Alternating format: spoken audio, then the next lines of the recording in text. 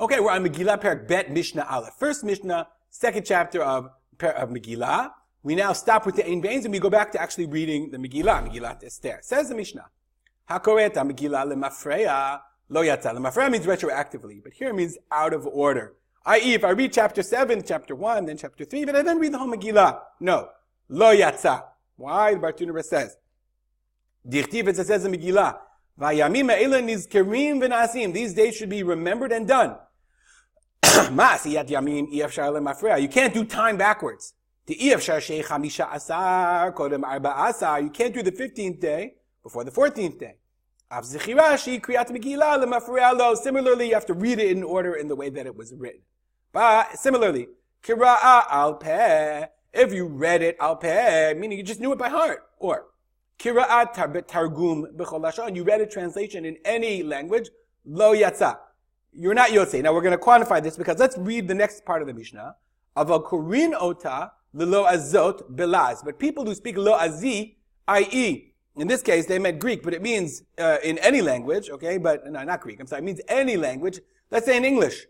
If you read to people who understand it in English, belaz, you're allowed to read the Megillah in English to people who understand it in English. And it's interesting that we don't do that, but maybe we should, I don't know. It's really something to think about. The Mishnah says explicitly you're allowed to do that. So then what does it mean? Kira'at targum b'chol lashon lo yatsa. So the Bartunah says, Hachi kamar. This is what it means. Ivri shekara'at targum. If an Israeli, an Ivri, someone who speaks Hebrew, reads it in Aramaic, ve'eno mevin b'lashon targum, but he doesn't understand the Aramaic. O b'chol sha'al lashon. He reads it in English. She'eno mevin, that he doesn't understand. Lo yatsa. It's another reason Israeli should learn English, but that's another topic entirely. But we see Korin Lelo Azor Pelaz be'oto lashon she'em mevinim. Ubevad shtei ktuva be'oto lashon has to be written in English. Let's say I write it in Hebrew in a transliteration of English. So it says, I am going. You can't do that. It has to say Achashverosh went, etc., etc., because you can't read it ba'al peh. So in the end, if you read it in Hebrew to Israelis, they're yotzei. If you read it in English to Americans who speak English, they're yotzei. If you read it in English to Israelis who don't understand, they're not yotzei.